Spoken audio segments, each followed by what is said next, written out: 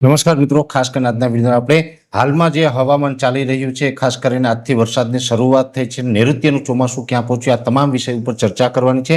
સૌપ્રથમ હું આપને એ જણાવી દઉં કે આવનારા દિવસમાં આપણે બે ખેડૂત મિટિંગનું આયોજન કરેલું છે, જેમાં પ્રથમ ખેડૂત મિટિંગ છે આવતીકાલે એટલે કે તારીખ 18 જૂન 2026 અને ગુરુવારના રોજ સમય છે બપોરે 3:30 વાગ્યાનો મિટિંગનું સ્થળ છે બંધન પાર્ટી પ્લોટ મારુતિ દર્શન કોમ્પ્લેક્સની સામે, ભાવનગર રાજકોટ રોડ, ગામ સિંહોર, તાલુકો સિંહોર અને જિલ્લો ભાવનગર। બીજી ખેડૂત મિટિંગ છે તારીખ 19 જૂન 2026 અને શુક્રવારના રોજ સમય છે સાંજે 7:30 વાગ્યાનો, મિટિંગનું સ્થળ છે વાવડી પ્રાથમિક શાળા, ગામ વાવડી તણસા, તાલુકો ઘોઘા અને જિલ્લો ભાવનગર। આ બંને ખેડૂત મિટિંગની અંદર આપણે હવામાન, આવનારું ચોમાસું અને ઝેર મુક્ત ખેતી વિશેની ચર્ચા કરવાની છે। તો દરેક ખેડૂત ભાઈઓને આ બંને મિટિંગની અંદર જે સ્થળ નજીક પડતું હોય ત્યાં પધારવા માટે અમારું ભાવભર્યું આમંત્રણ છે। બીજી વાત મારે એ પણ કરવાની છે, થોડા દિવસ પહેલા આપણે કપાસના સારા બિયારણનો વિડીયો મૂકેલો હતો, એ વિડીયો પણ આ વિડીયો અંતમાં અહીં સાઈડમાં બતાવવામાં આવશે। એટલે ખાસ કરીને હવે જે વાત કરવાની છે નૈઋત્યના ચોમાસાની વાત કરવા જઈએ તો જે 8 જૂન 2026 થી જે જગ્યાએ ચોમાસું રોકાયું હતું,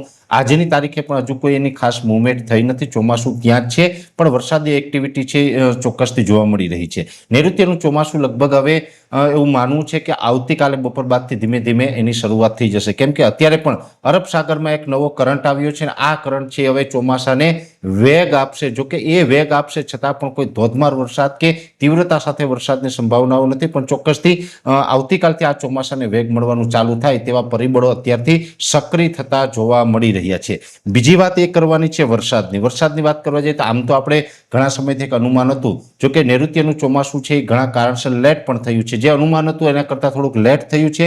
15 જૂન આસપાસ ચોમાસું ગુજરાતમાં પ્રવેશ કરીએ એવું અનુમાન હતું, બધા જ એક્સપર્ટનું એવું અનુમાન હતું, જેમાં મારો પણ સમાવેશ થાય છે, પણ એ અનુમાન પ્રમાણે અત્યારે હજુ ચોમાસું પ્રવેશ નથી કર્યું, એટલે હવે પછી ગમે ત્યારે આવે તો પણ એ બધાનું અનુમાન હતું એના કરતાં લેટ ચોક્કસથી ગણી શકાય છે। બીજી વાત એ કરવાની છે કે આપણું એક બીજું અનુમાન હતું કે 15 જૂન આસપાસ વરસાદી ગતિવિધિ થશે, તો એ ગતિવિધિ આજથી જોવા મળી છે।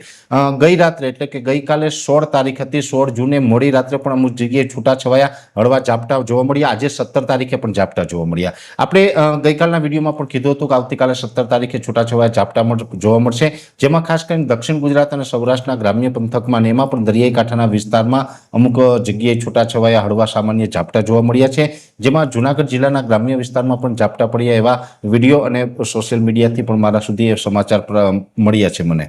એટલે આ પ્રકાર જે ઝાપટા પડ્યા છે આવતીકાલે 18 તારીખે પણ એ ઝાપટા પડવાની શક્યતાઓ છે, પણ આ ઝાપટા પડી રહ્યા છે, નૈઋત્યનું ચોમાસું હજી ગુજરાતમાં પ્રવેશ નથી કર્યું, એટલે આ ઝાપટાને આપણે ચોમાસાના વરસાદ ન ગણી શકાય, આને એક પ્રકારે પ્રી મોન્સૂન એક્ટિવિટી ગણી શકાય। જે સેટેલાઇટના માધ્યમથી આપણે વરસાદ બતાવતો હતો એ વરસાદ પ્રી મોન્સૂન એક્ટિવિટીના ભાગરૂપે અત્યારે વરસી રહ્યો છે। જો કે આ વરસાદ છે એ કોઈ હેવી વરસાદ નથી, આ વરસાદની અંદર કહી શકાય કે જેની ઓરવીને વાવેતર કરેલું હોય એના ઉપર પડે તો એના માટે ફાયદારૂપ છે, પણ આ વરસાદ છે એમાં વાવણી થાય એટલો બધો અત્યારે નથી, એટલે કે આમાં કોઈ વાવણીનું સાહસ ન કરી શકે। પણ હા, એક ચોક્કસથી છે જેને ઓલરેડી વાવેતર થઈ ગયું છે એના માટે ચોક્કસથી આટલા ઝાપટા છે એ પણ ક્યાંય ને ક્યાંય ફાયદારૂપ છે એ સાબિત થશે। એટલે આ પ્રકારના ઝાપટા હજુ પણ 2-3 દિવસ સુધી આપણે યથાવત રહેવાના છે અને કોઈ ચિંતા કરવાની જરૂર નથી।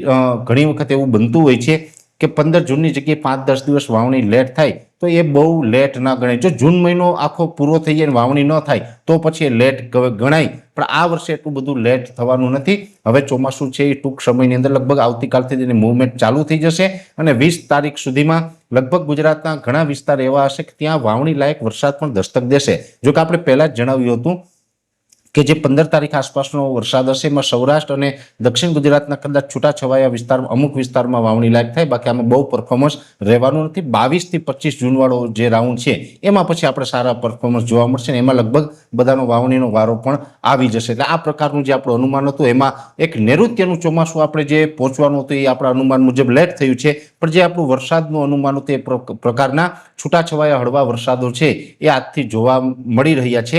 એટલે આ મુજબની અત્યારે એક્ટિવિટી થઈ રહી છે, જેની સંપૂર્ણ માહિતી છે મેં આપના સુધી પહોંચાડવાનો પ્રયત્ન કર્યો। વિશેષ માહિતી આવતીકાલના વિડીયોની અંદર આપવામાં આવશે। શરૂઆતમાં મેં આ જણાવ્યું તો આ સાઈડમાં વિડીયો દેખાઈને ટચ કરીને જશો એટલે કપાસના સારા બિયારણ વિશે સંપૂર્ણ માહિતી મળી જશે। યુટ્યુબ ચેનલને સબસ્ક્રાઇબ કરવી, સાથે ફેસબુક અને ઇન્સ્ટાગ્રામ આઈડીને ફોલો કરજો। નમસ્કાર।